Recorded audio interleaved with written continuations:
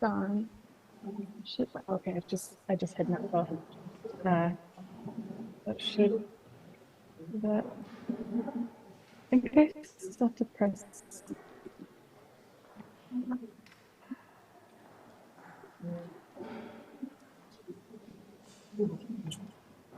Try hide one. I just in mine I'm gone, but let's see. Hide. We only want speaker. That's what I thought. I don't know, did you? I just thought it was I don't know. What if maybe I'll just Okay. if I leave, then that I guess that would work. Close out. I don't know if you have to make the host or. Oh yeah, I'm gonna assign to you the host, assign and leave.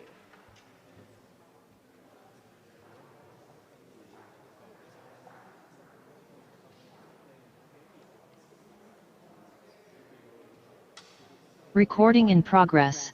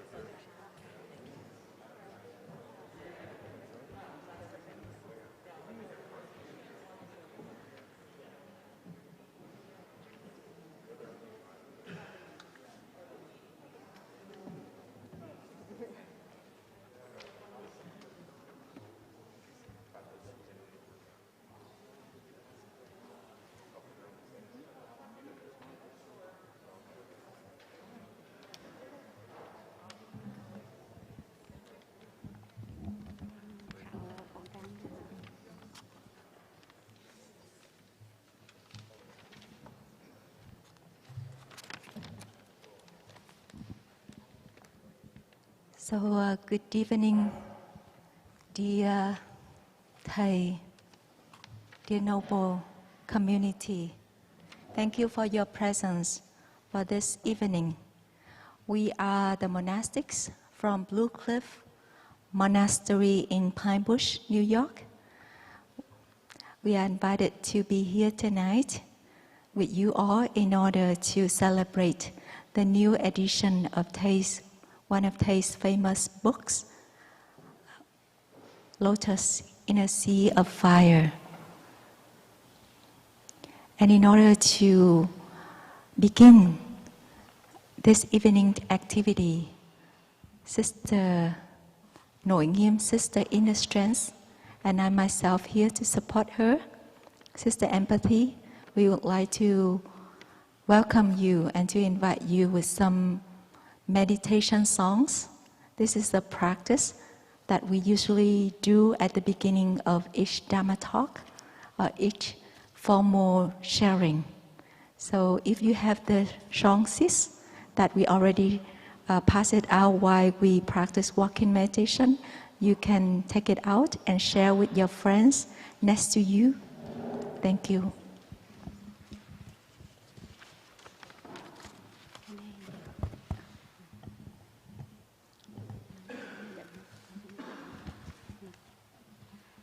So, dear noble community, the first song, can you hear me well? Now can you hear me well? So the first song we will sing is the song named Breathing In, Breathing Out.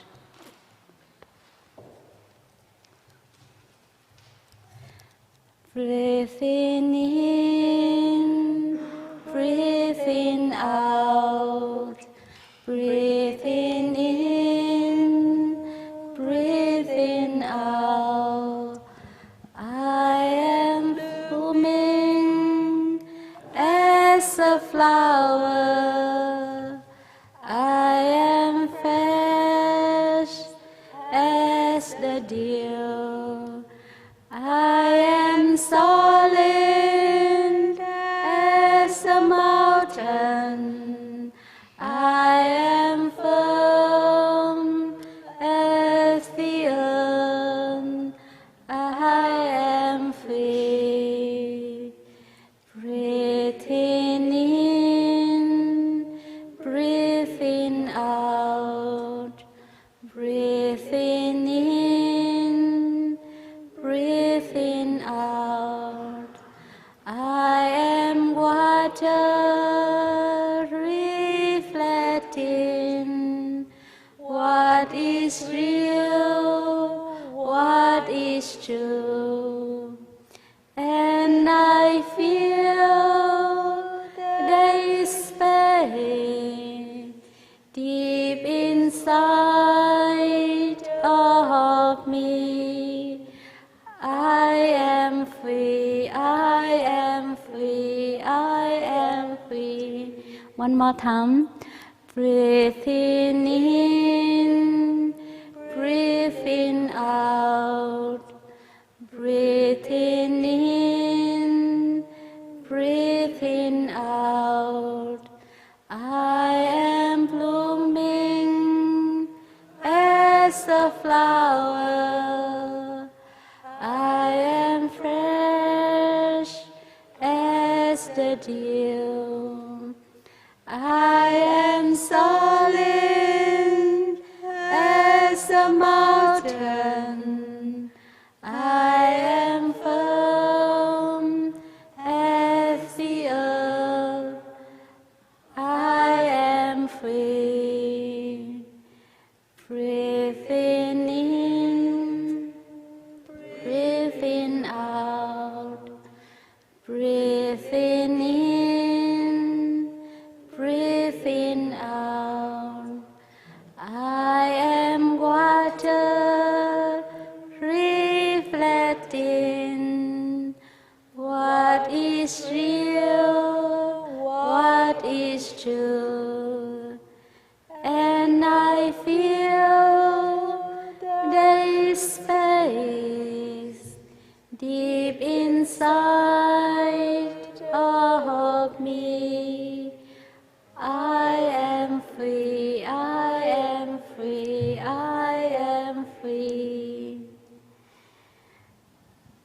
The next song will be the song named I Am Free. Can you see this song? I am a cloud, I am the blue sky, I am a bird, spreading out its wings. I am a flower, I am the sunshine, I am the earth, reason and unseen. And I am free when my heart is open. Yes, I am free when my mind is clear. Oh dear siblings, oh dear siblings, let's walk together mindfully. And I am free when my heart is open.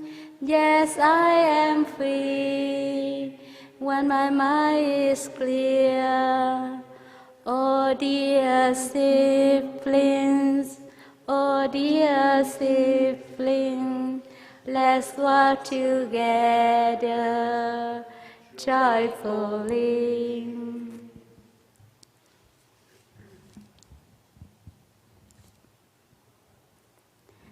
How about the song Happiness? Happiness is here and now. I have dropped my worry. Nowhere to go, nothing to do. No longer in a hurry. Happiness is here and now. I have dropped my worries. Somewhere to go, something to do, but I don't need to. One more time. Happiness is here and now. I have dropped my worries. Nowhere to go, nothing to do. No longer in a hurry. Happiness is here and now. I have dropped my worry. Somewhere to go, something to do, but I don't need to hurry. I don't know we still have time or not. One more song. One more song.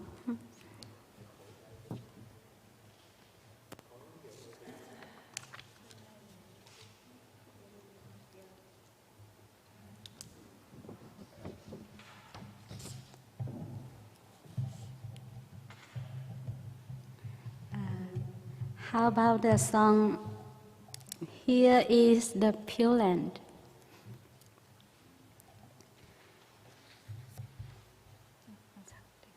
Here is the pure land, the pure land is here. I smile in mindfulness and throw in the present moment. The Buddha is seen in an autumn leaf, the Dharma in a floating cloud, the Sangha bodies everywhere. My true home is right here.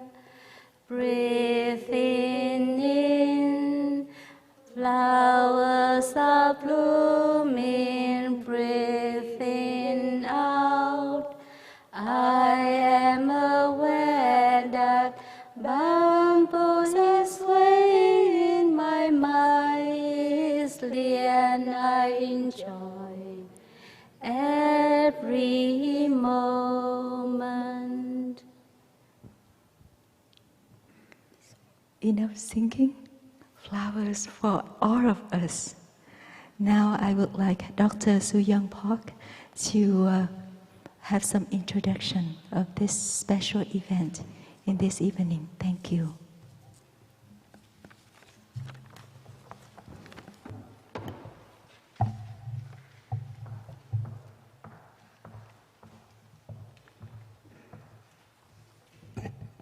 Thank you.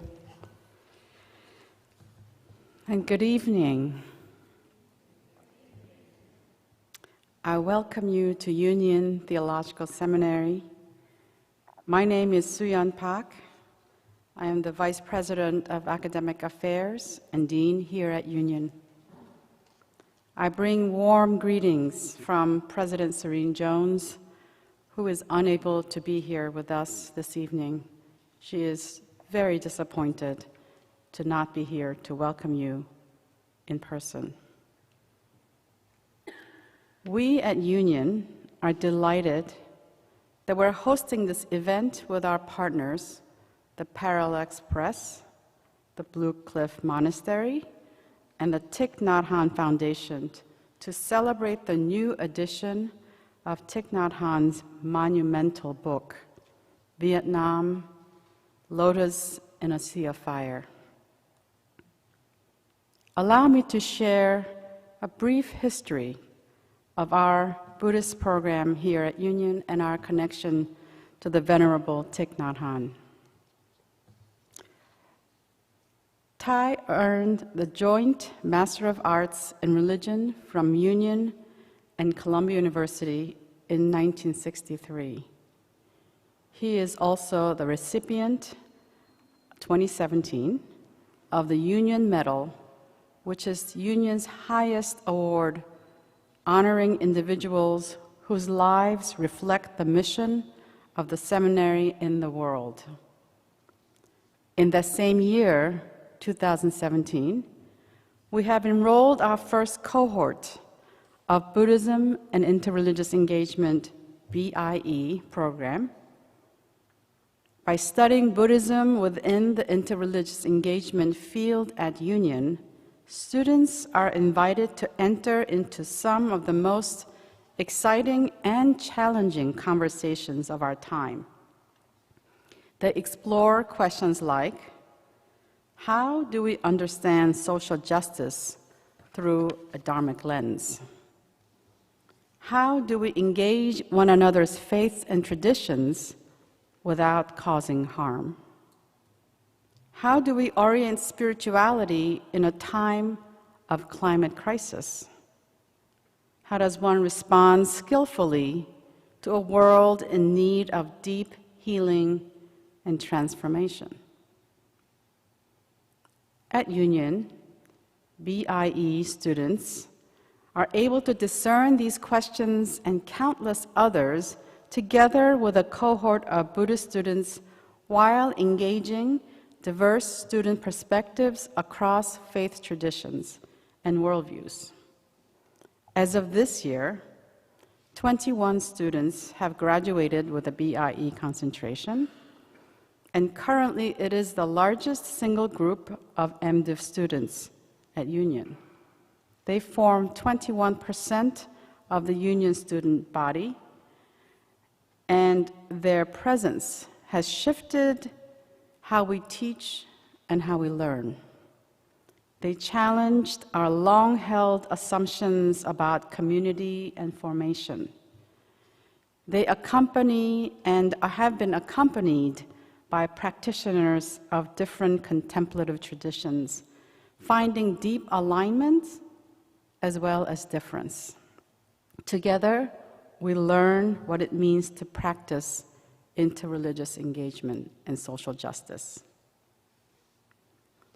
Along with this exciting and new academic BIE program, and in conversation with the leadership of the Order of Interbeing, the Thich Nhat Hanh program for Engaged Buddhism was launched in 2017, as outward-facing program to promote academic and public education aimed at cultivating diverse Buddhist perspectives and responses to pressing social issues. It seeks to generate innovative and informed discourse on topics such as violence, climate change, racism, poverty, and economic inequality, incarceration, gender and sexuality, religious pluralism, and the intersection of contemplative practice and social action. Since then, the Thich Nhat Hanh program for Engaged Buddhism offered public courses, lectures, Dharma talks, organized and convened Buddhist teachers and practitioners.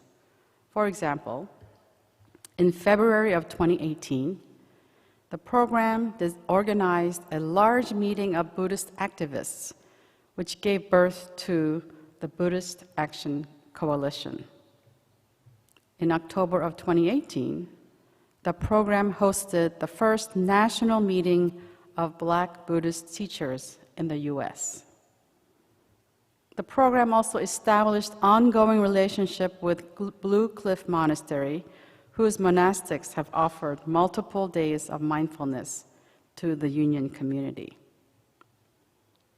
And as recent as August 30th of this year, we had a visit from the Venerable Sister Chan Kong, and to the room full of students and devotees of Thai, Sister Chan Kong shared stories, wisdom, and songs that spoke to the power of mindfulness, the importance of humanitarian work, and how she braved immense challenges with a heart of compassion. It was so very inspiring to be in her presence. And personally, for me, it was an invitation to further commit myself to Buddhist practices of peace and compassion. Now, if I may take a moment of personal privilege here, Thai has been a spiritual guide that led me back home to my ancestry after a lifelong practice in the Christian tradition. Through his books, videos, Plum Village apps, and podcasts, I have been immersed in daily meditations and singing, practices that fed me like mother's milk and spoke to me in my mother's tongue. As a Korean-born woman whose parents lived through the colonization, dislocation, refugee camps, wars, and subsequent division of the peninsula, with my family still divided and separated across the 38th parallel for over 70 years, I feel the words written in his book, Vietnam, Lotus in the Sea of Fire, viscerally and in my bones. Today, in Christian calendar, is called the All Saints' Day. It is a day we remember the saints and ancestors who went before us.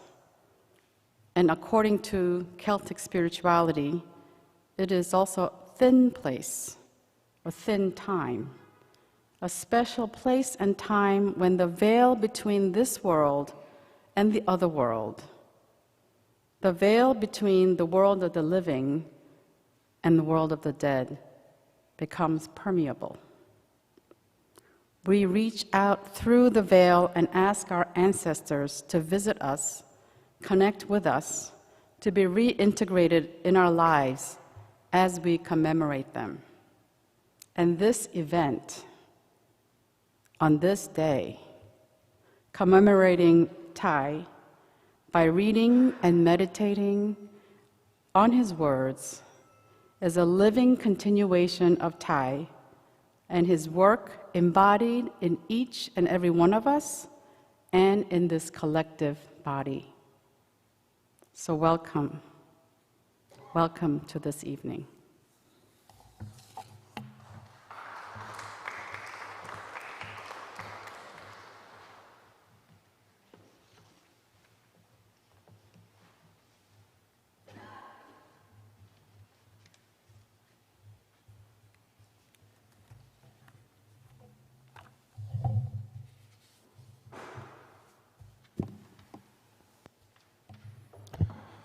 Good evening, everyone.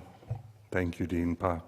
And thank you not only for welcoming us, but for being such an ongoing, unwavering supporter of Buddhism in this community. And I want to thank Parallax Press and their incredible team that has put this together and brought this book back to us again, into the Order of Inner Being and their part. And thank you to the Cliff Monastery monastics for caring for us tonight. And to the Union for hosting us, and to the Union BIE students for their work in caring for this, and to Peace Twesaji, the Assistant Director of the Buddhist Studies program here, who has put an enormous amount of work into bringing this together. Thank you very much. You continue to be the heartbeat of this program.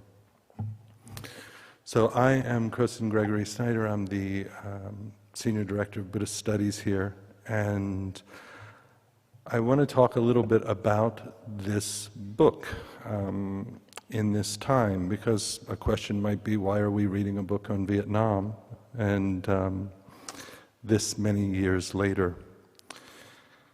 And I believe that the book we're celebrating here is a complex teaching for us in this time. Though it is technically not this historical moment, it has a great deal to offer our age. We are in this age, we too often shrug off without thoughtful analysis in favor of fear-inducing shouts and snippets and short-sighted political fervor that has delivered us increasingly into intractable stances, rendering many of us unable to hear those who don't already agree with us.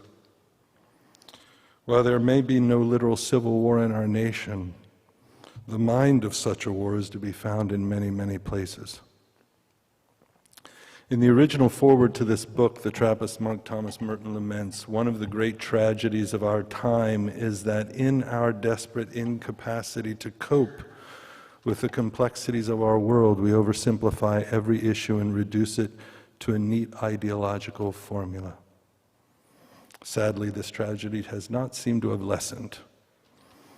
The compassionate care of life that so requires the kind of analytical and practical nuance found in these pages is still often reductionistic or set aside for the sake of greed and political expediency. To act compassionately in a confused and violent world, we must understand our shared suffering, as Thai has taught us. But to understand that suffering, we must clarify its causes. This is a book that deeply considers polarized violence, detailing historical contexts and contemporary realities to find a way through entrenched political dualism so a peaceful solution might put an end to the mass killing of life. As such, we desperately need the kind of example this book skillfully provides to better inform the polarization of our own age. The title of this book, Lotus in the Sea of Fire, reminds us of the Mahayana imagery of a lotus in muddy water. The image is often used to refer to the fact that liberation from suffering, nirvana, must occur within the everyday human reality of suffering, samsara. Tay recontextualizes this lotus in the fires of war, napalm, bombed and burned villages, and the self-immolation of Venerable Thich Nhat Hanh Foundation, a respected Buddhist elder whose self-immolation was a few blocks from the Palace of Saigon, Presidential Palace of Saigon. However, fire has a much, much deeper meaning for Buddhists. In the fire sermon, the Buddha teaches that the whole of human life and experience is burning with the fire of greed, hatred, and delusion. Lotus in the Sea of Fire not only points to the material reality of burning lands, but to ears trained in Buddhist scriptures, it exposes the spiritual causes of those fires. I believe if we are to understand Thay's teachings fully, we can never lose sight of the historical reality that his teachings of inner being and mindfulness were forged in the fires of a warring homeland. Thay's opening this book with the story of Thich Nhat Hanh Duc's self-immolation provides great insight into the work of his life, at least for me. He recognized that the Western world was unable to hear the war, unable to see the war.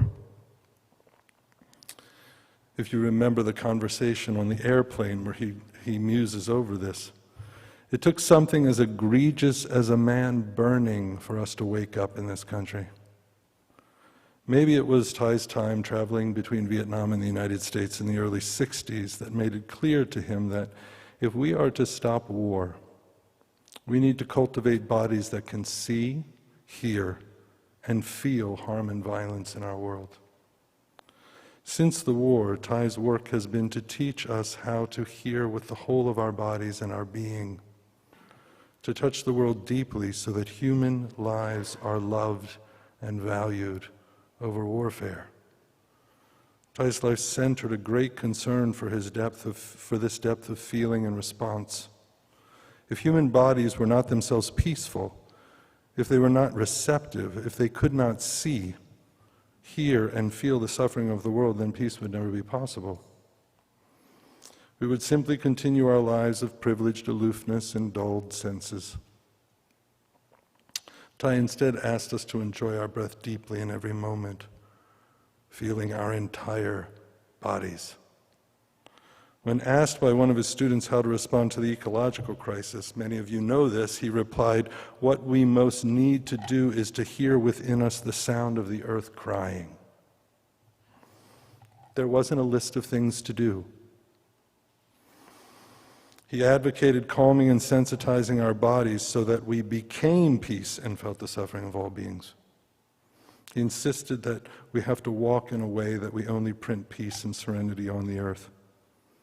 Thai worked his entire life to create the deep conditions for peace by teaching the integration of serenity, compassion, and interbeing to his students to cultivate bodies throughout which are the infinite hands and eyes of Avalokiteshvara, the Bodhisattva of compassion. Though he is known in his later years for his teachings of mindfulness and breath, he always understood the socially engaged aspect of compassionate transformation born of presence. In his essay, Spring Thunder, Thai writes, "If you see the suffering of the world but haven't changed your way of living yet, it means the awakening isn't strong enough. You haven't really woken up." During his years surviving colonial, civil, and American conflicts in Vietnam, he challenged the Orthodox Buddhist leadership to act, to renounce a customary remoteness and embrace this new Buddhist path, which for him grew out of the villages and the people who were finding their way through a homeland on fire. Thai celebrated one villager's expression of this engagement. The Buddha no longer sits in the temple all the time. The Buddha goes out to the people. Today, Thai's life challenges us to renounce our remoteness, to feel thoroughly, to discern causes and conditions, and to act appropriately to end violence and suffering. The efforts of the Vietnamese people to bring about peace in their country live through the mindful breaths Thai encouraged each of us to feel in every moment. For the human world to transform, we must deeply turn the soil of our bodies, hearts, and minds, so that peace is not a detached, quiet state, but a fearless, liberated activity. The title of his book is no less relevant today. Our world is on fire, literally with the fires of ecological crisis and war, and spiritually with the exploitative, dehumanizing, extractivist practices rooted in our human greed. If we are to honor Thai's life, we must come to our senses. We must wake up to our hearts. We must wake up to the cries of the earth's lived presence. We must change the way we live. The earth is now the one who has set herself on fire in hopes we will feel her cries and change. Thai's life and teachings have shown us a way to do this. He has given so much of himself. In January of 1963, while living a few blocks south of here, many of you came from there, Thich Nhat Hanh entered these words into his journal and would eventually be published in Fragrant Palm Leaves.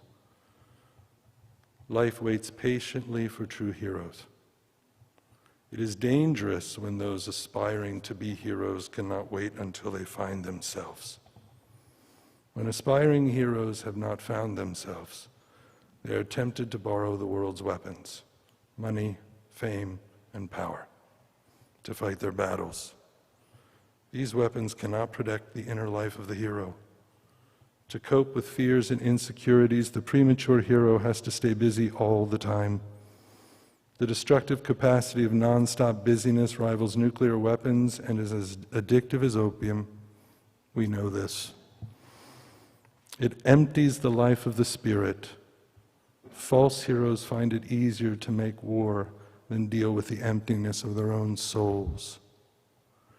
It seems to me that this moment right here, that easier to make war than deal with the emptiness of our own souls, that Thai was entering right there at that point and asking us to look at something else. In the end, Thai may have been asking us all to do the work of becoming true heroes. His heroism was that of a gentle, steadfast, receptive, and fearless engagement with the whole of the world. A practice that both embodied and ardently refused to lose sight of a humanity, presence, and peace that at base is common to us all. He asked us all to breathe, feel, listen, so that we can witness and heal the wars within us and across the world. This book is a critical piece of that understanding.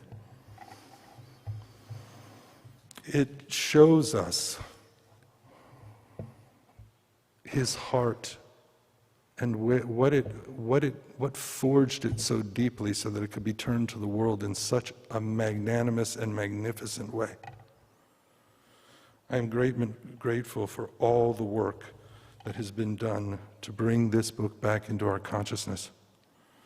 May it provide the encouragement for each of us to engage the world of suffering with the discerning wisdom and compassionate heart that Thai brought so fully into our world. Again, deep gratitude to Parallax, to the Order of Inner Being, to Thai, and to everything that you continue to bring to us. We are grateful for his teachings, and we will carry them forward in our practice and our activity. Thank you all very much.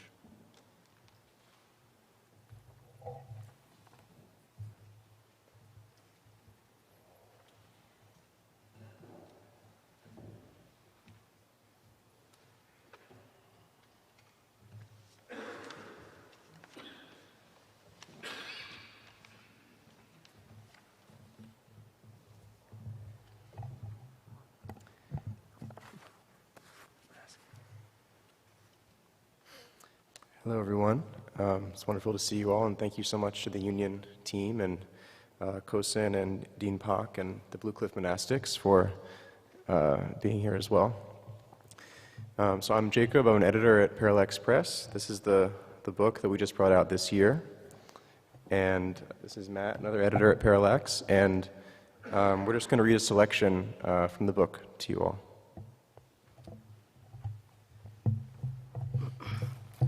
So, good evening, everybody. So we chose this selection from a section called American Soldiers, How the Peasant Sees Them, because it highlights, well, first it highlights how the poorest among the Vietnamese people at that time, how they perceived the ideological battle between anti-communism and communism. It describes the war as it affects those people's daily lives, and it sheds some light on where the peasants' loyalties lie and why. So, Thich Nhat Hanh writes, "The peasants are not concerned about ideology. No one can frighten them with stories of the evils of communism. With their property already destroyed, they do not fear that the communists will take their property. And if one speaks to them of freedom and democracy, they say, 'Of what use is freedom and democracy if one is not alive to enjoy them. So it is clear that the first problem of the Vietnamese peasant is a problem of life itself, how to survive in the midst of all the forces that threaten them, how to cling to life itself.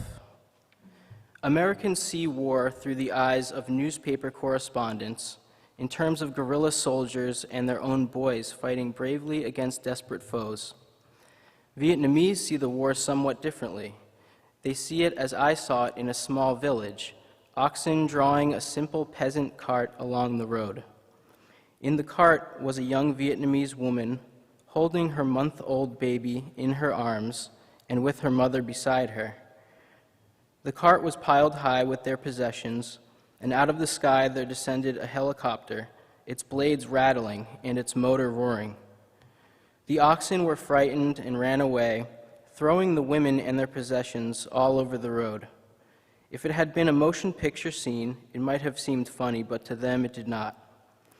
American soldiers descended from the helicopter and made it plain that they wanted the young woman to go with them. Both women implored the soldiers for mercy, but there was no mercy. The young woman handed the baby to her mother and let herself be pushed into the helicopter and carried away.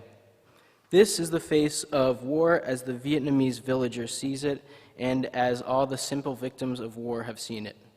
There is nothing good to be said of this kind of thing under any circumstances, but the damage is multiplied 1,000-fold when they are white soldiers in a land of non-white peoples. It is because precisely these things happen that the Americans can never conceivably win a military victory in Vietnam. It is because such things happen that the longer they stay, the more communists they create. And of course, it should be noted that the Viet Cong, who are the Americans' enemy, look exactly like other Vietnamese, who are their friends and whom they are allegedly protecting. The result is an undiscriminating attack with massive firepower on village after village, and sometimes even on units of their own allies, in a futile attempt to destroy the Viet Cong.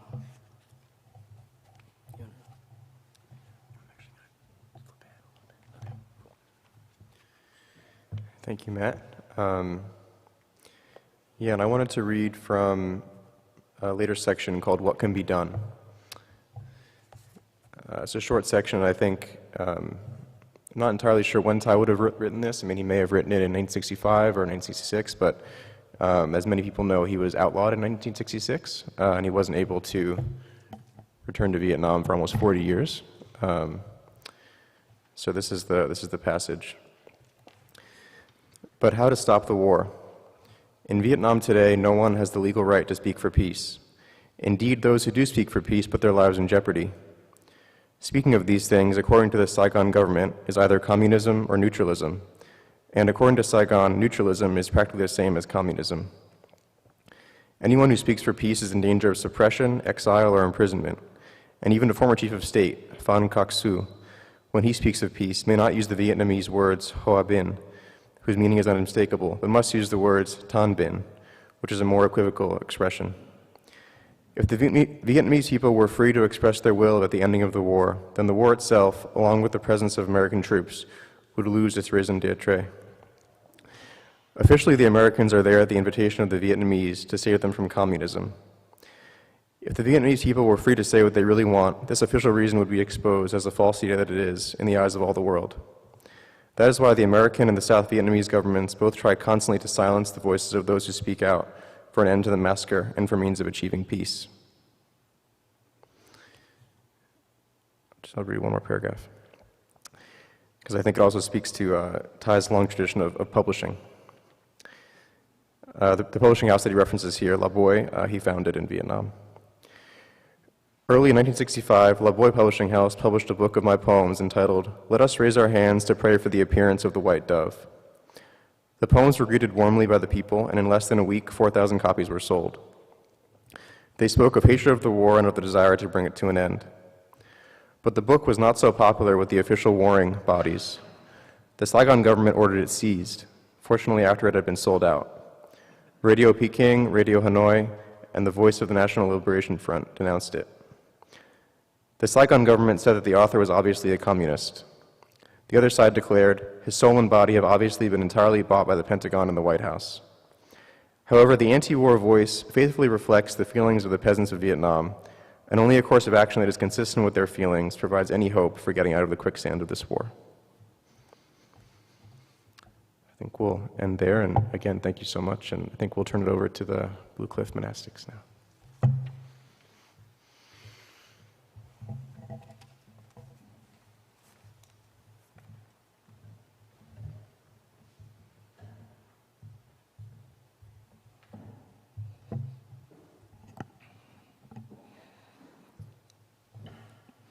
Good evening.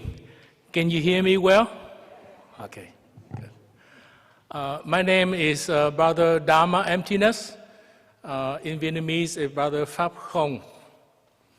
And I prepared something, but I'm going to speak from my heart. And I think it's wonderful to be able to participate in this event of the republication of the book Vietnam Lotus in the Sea of Fire. My story is very much the story of South Vietnam. I was born in Saigon, which means Ho Chi Minh City. In Saigon, we always call Saigon. And from 1955 until 1975. So my story, at least my early life, is the story of South Vietnam. My father studied in France, and he specifically studied photography, and he brought back photography to Vietnam, and he has a photography studio in Saigon. So he came back to Vietnam after the 1954 Geneva Peace Conference, which divided the country in North and South along the 17th parallel. So my father decided to support the formation of the South Vietnamese government. So he came back to Vietnam, and I was born in Vietnam. So I grew up under the war of Vietnam, what we call Vietnam-American War. I think it started around 1963, I think, when it started. So to me, during the book, I reread the book, Lotus in the Sea of Fire. Thầy mentioned about 4 times that there is a contingent of Vietnamese people who are for the independence of Vietnam, but who are not necessarily for the American or for the Communist Party. And he mentioned 4 times, I remember. So my father is one of the person like that. He was involved in politics, but he decided not to get involved because he knows politics can be very ugly. And the war, of course, is very ugly. So he stayed on the business side, you know. So to me, when Thầy mentioned, which was read, they observed the peasant, the people in Vietnam, they got the bomb, they got the mortar falling on their head. So they don't care whether it's communist bomb or American bomb. They just want to stop falling on their head. And I personally was involved in a few battles. I got shot. I was hiding under the truck when the incoming cannon shell were coming, the mortar shell were coming. In 1963, a revolution. In 1968, a Tet offensive. 1972, the offensive, and on 73, 74, 75. So I think I can testify that the war is ugly, and we, peace-loving, we have to do something to stop the war. So to me, it's very important to bear witness and to see the language what our teacher was trying to convey in that book. I read that he did the whole tour in 1966, and he went the rest in Europe, and in Paris, he decided to compile all his talk, his speech into the book. And it's published by Here and Won at that time in 1967. So luckily, I still have a copy. This is the original book published by Here War. The publication house is no longer exists. So luckily, Parallax Press is able to get the right to Thai's copyright and republish. So I'm glad that we can do it. And to me, this is now a collector edition. Because there are only a few thousand books were published. So we're going to keep a library of the monks, you know. I have a library in Maple Forest Monastery in Vermont, and when we move, we throw a lot of things, but luckily I kept that. So I still can testify. So to me, to understand the context of our teacher, what he was trying to convey, can you imagine now we have a war between Ukraine and Russia? Imagine somebody from Ukraine coming to Moscow and start to say, please stop the war. That is the context of what our teacher will come to America to speak about stopping the war. You see how hard it is? Because in the thick of action, of battle, of war, nobody wants to stop. I think Ukraine doesn't want to stop, and Russia, under some dictatorship, they don't want to stop.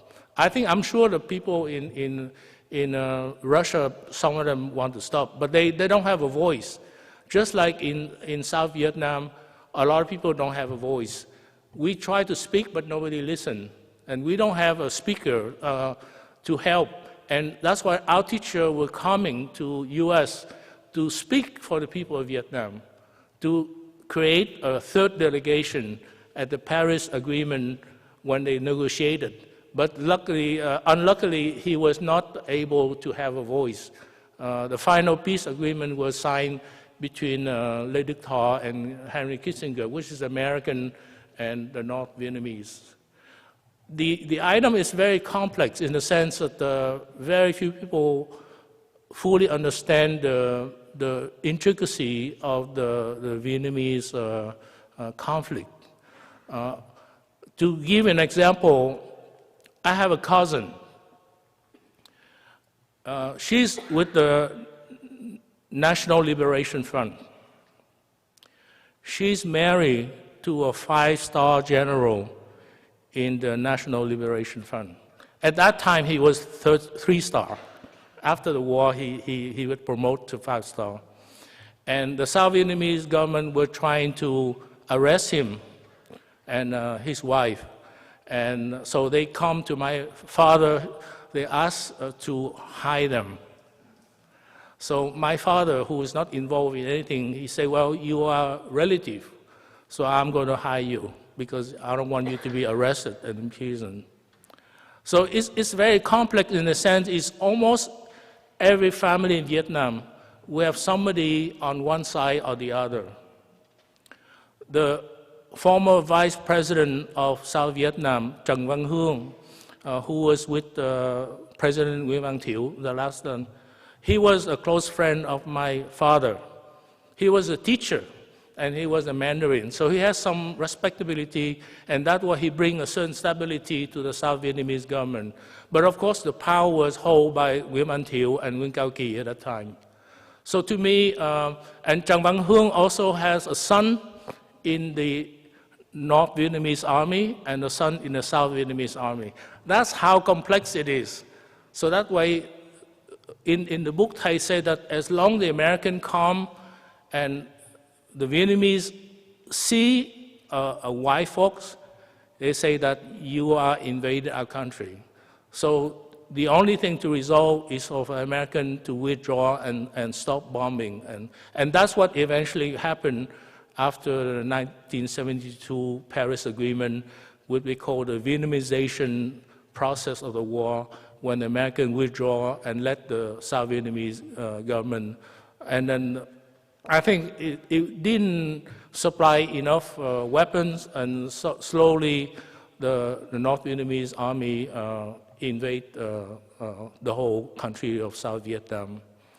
The irony is my cousin, who is in the Southern Liberation Front, her 2 sons are now U.S. citizens. They study in the U.S. and they naturalize U.S. citizen. They marry American people, and now they live a happy life in the U.S. So those are the people who are against the American invading South Vietnam, and now they are also American citizens.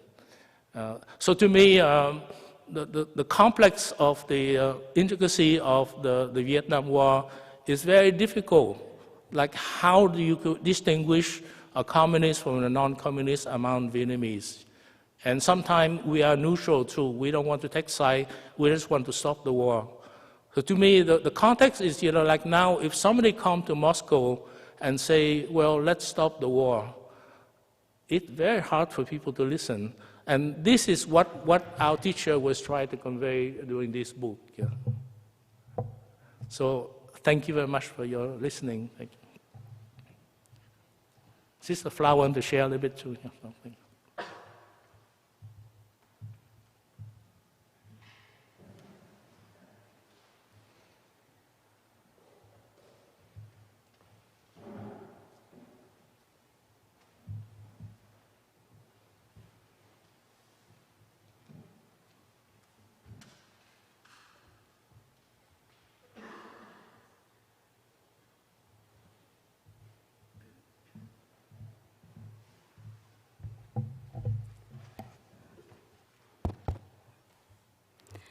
Dear respected Thai, dear friends, I am a little bit nervous. Maybe I share is my personal, when I live in Vietnam, after I read Thai book, and what I wrote in the book Lotus in the Sea Fire, and I was a lot of surprise because when I grew up in Vietnam during the 1960s, 70s, I was a teenager, and everything they wrote, I didn't know about it because I grew up in a family of non-religions. My father is Chinese, and he was a Chinese businessman, and he worked very hard to get the money, to make our life more comfortable. So we can have many houses, the car, and food. So it's in 1963-4, the first television craze in the world, we have it. And the first car in the world, we have it. And you know that my father worked very hard. But my family, because my father is Chinese and my mother is Vietnamese from the countryside, so they just worship the ancestor, like memory, grandfather and mother passed away. So we don't have any Buddha in our house. And so for me, when we just knew about Buddhism, when I grew up a little bit, and when my father had been sick because of cancer. And since that day, my sister and my mother started to go to the temple to pray for him to overcome his sickness.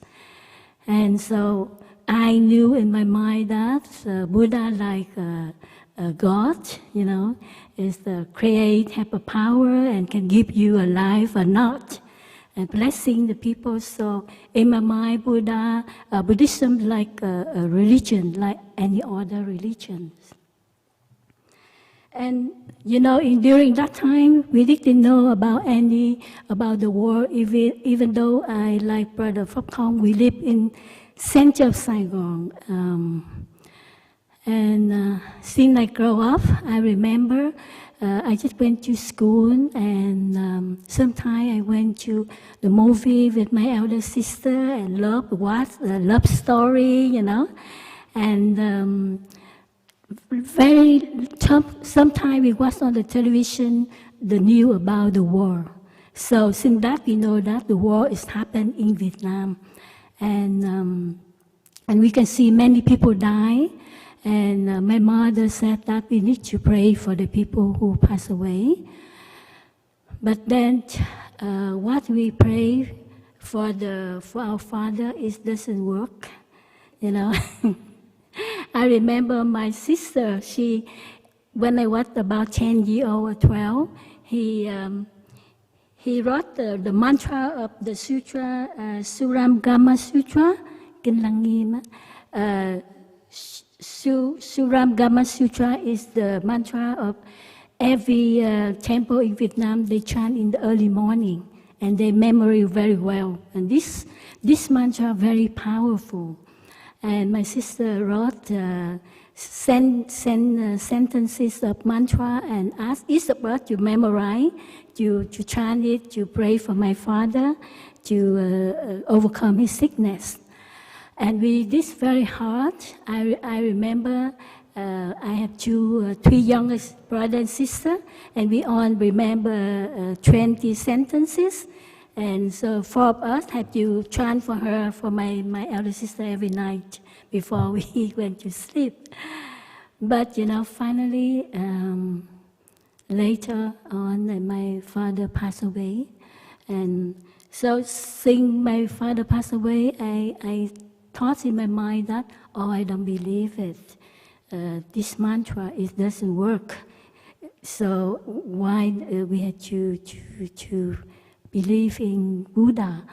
And also, but my sister and my mother started to go to the temple, sing after my father passed away. And then during that time, I think the younger people in Saigon, they was looted by the government with the music, the sad music and the love story theme, because I saw many young people. They, when I went with my sister to the city, to the town, and I saw many young people in the cafeteria, in the, you know, it looked like it's no war in Saigon, you know, even though sometimes we hear the bomb echo from far from the countryside. And so I knew that the war happened around. But my sister, they didn't know Thai during that time. And we didn't know anything about what's happened around us. Only one time I saw the fight, the movement of many people behind some father from Christianity. They have a movement against the government during that time, and the police beat them. And you know, this the image is came to my mind since I was about 14 years old, you know, in 1972 or 73. So then 1975, and finally, you know, when the communists come and they take over the country. But before that, after that, I remember my sister started to, they went out like both people, and we stayed behind with my mom, and I went to the temple with my mother. And I remember one monk of the temple gave me a book, and that book is the book talking about the history of Vietnam, Buddhism in Vietnam, Vietnam Phật giáo Sư Luận, History Vietnam 1. And I read that book, and that is Thai, but Thai not put his name, he put another name, Nguyễn Lan, you know, the man name. And I was so amazing. This book is so good, you know. And later on, he gave me another book, and he told me that keep secret, because after 1975, Thai Thai book were banned in Vietnam. The government not allow Thai book to establish, publish to the people. So only the monk in the temple, they have book, but they keep in secret. And this this monk, he gave me, and I read many books of Thai, but I didn't know who Thai was, you know. But in my mind, I was inspired. But I never know that. In about 10 years later, I was Thai disciple.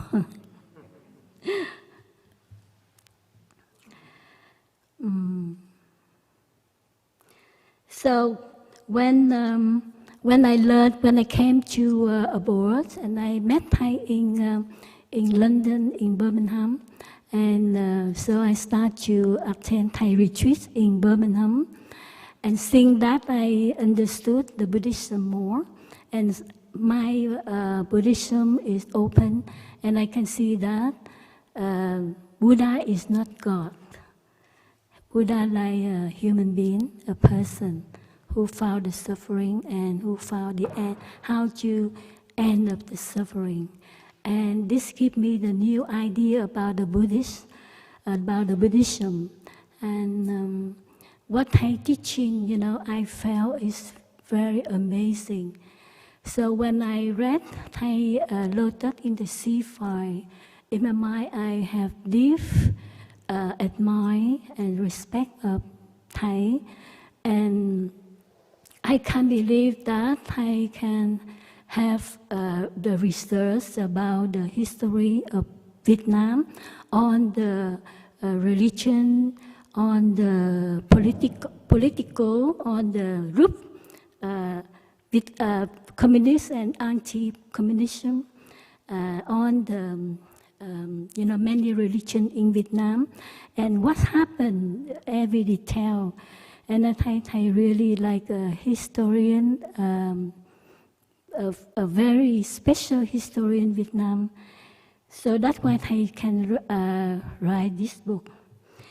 Even though I remember one time I shared in one of Dhamma talk in Plum Village, long time ago, when I came to Switzerland, and I came back, and they shared with us in the one of the talk.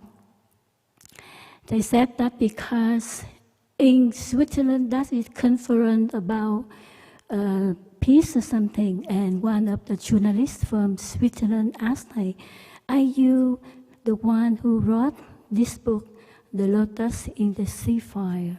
And I said, "No, I am not."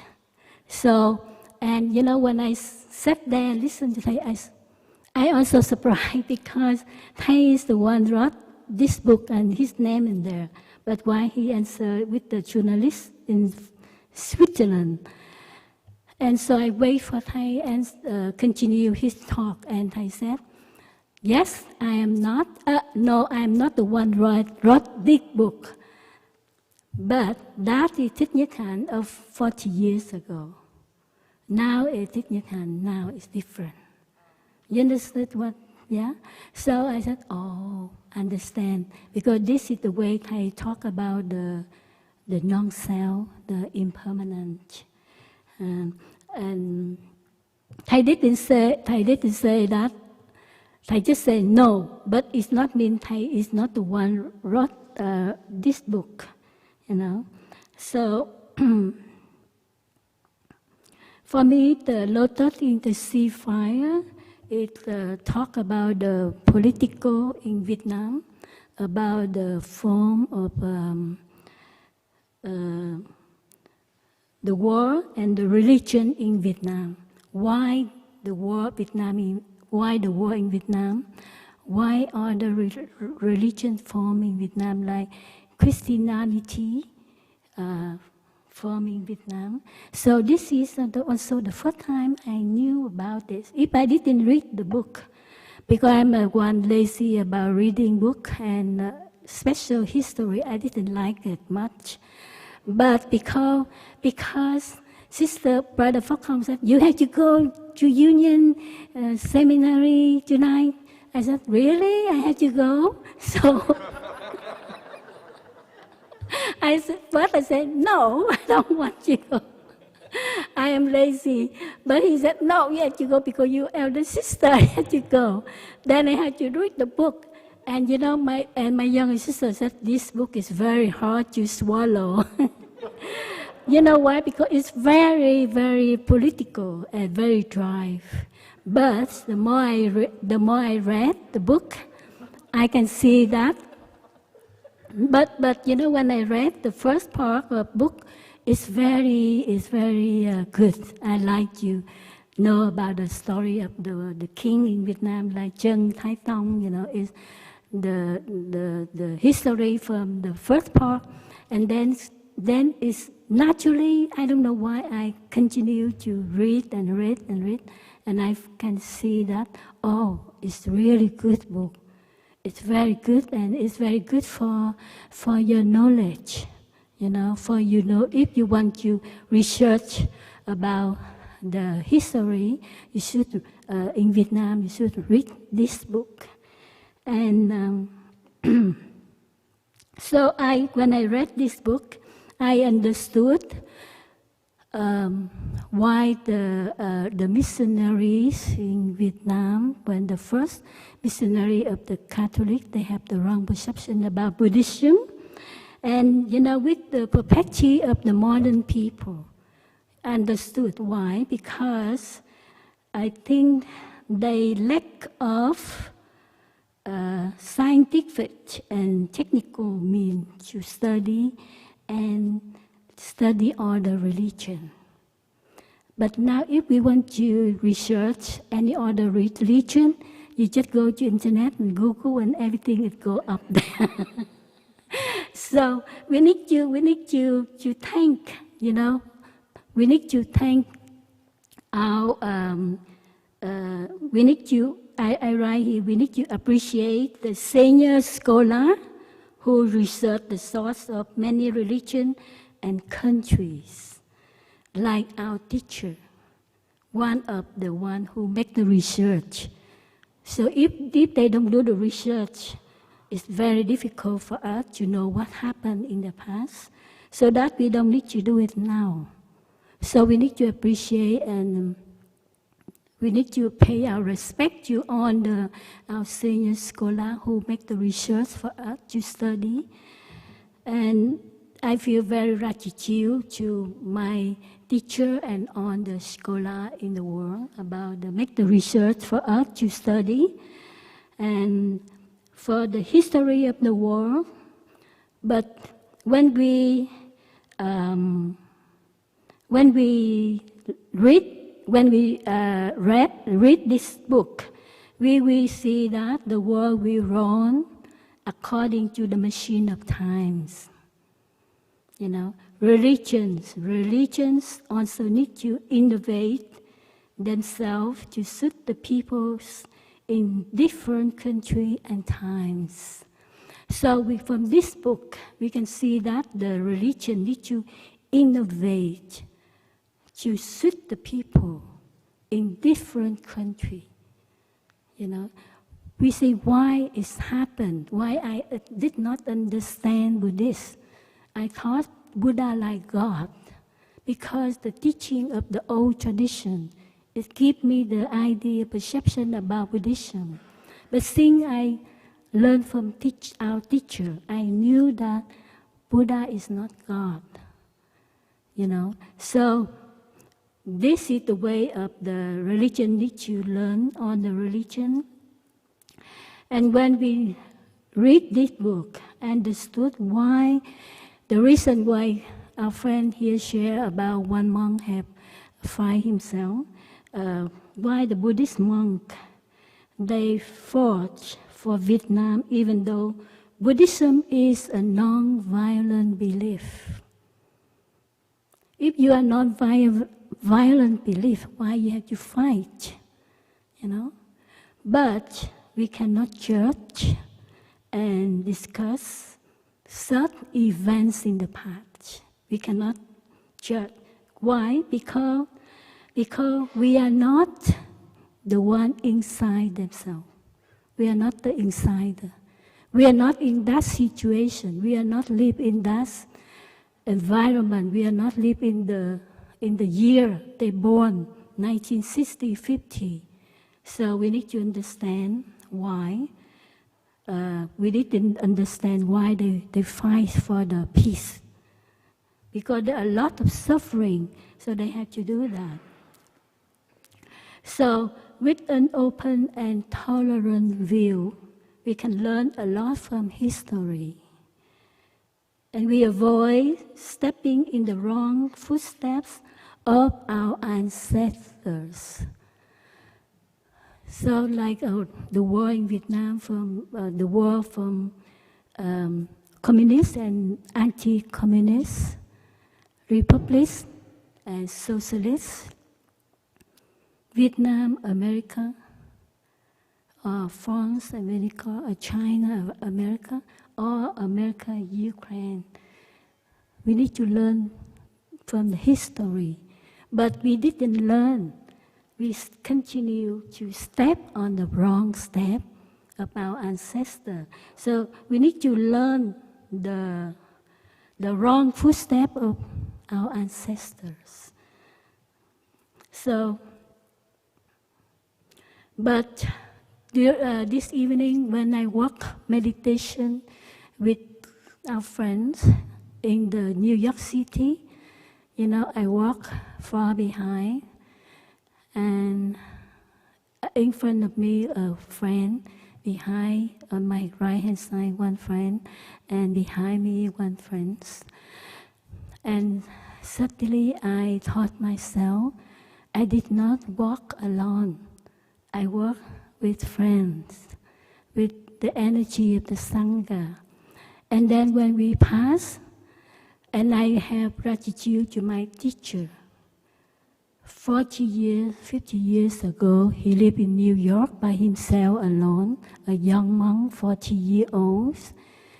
He lived in the small room in the apartment, and he by himself, he walked alone to go to the grocery to buy some vegetable or food.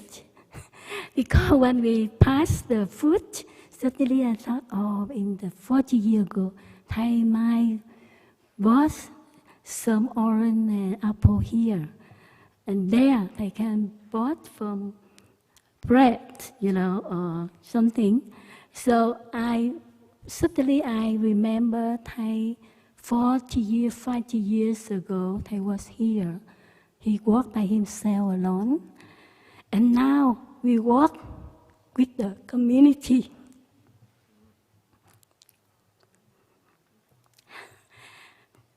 Okay. So I think that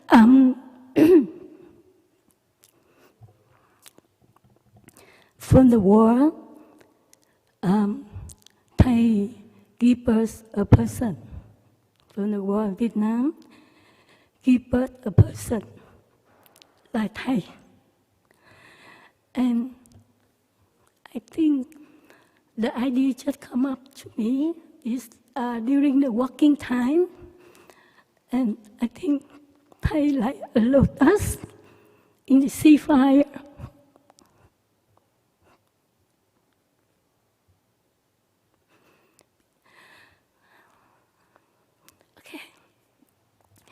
Because Thầy have given birth to after the war in Vietnam, Thầy created the Youth Social Service School in Vietnam for the young generation, because he saw so many suffering around, and some people like my sister, they didn't know, but some young people in the countryside, they encounter so many suffering.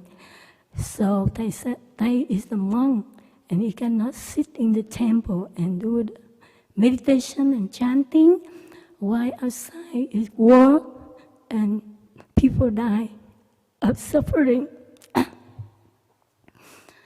So from that, Thầy have created the Youth Social Service School, and from Youth Social Service School, Thầy bring the Buddhism to life, to ordinary life.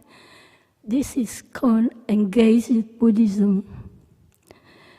Engaged Buddhism means you bring Buddhists to your house. It's not in the temple. You can bring to the toilet during you brush your teeth, you know.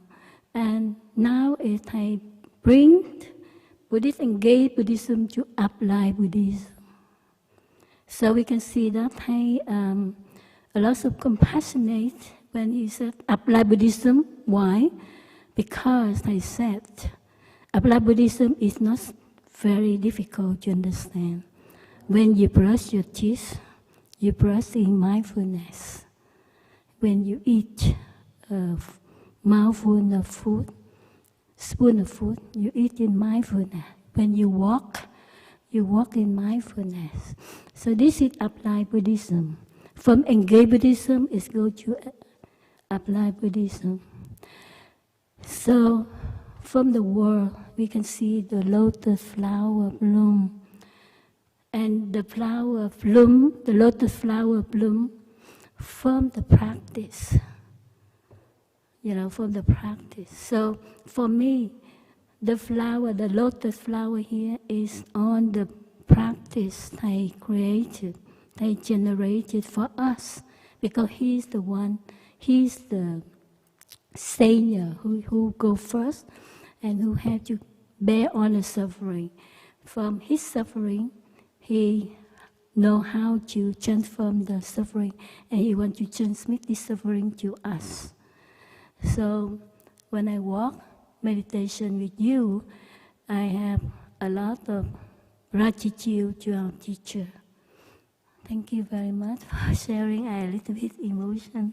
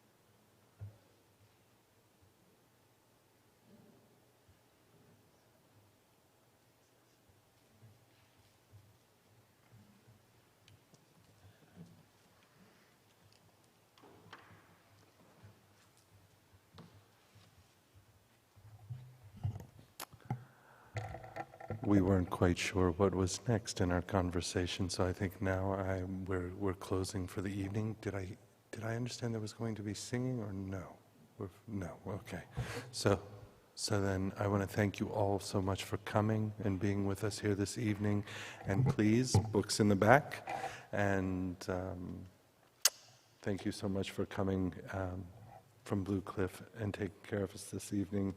And thank you I could honestly sit and listen to you all night. So thank you for sharing your stories and your hearts and connecting us so deeply to this work. And please have a good evening, everyone. Thank you for being here.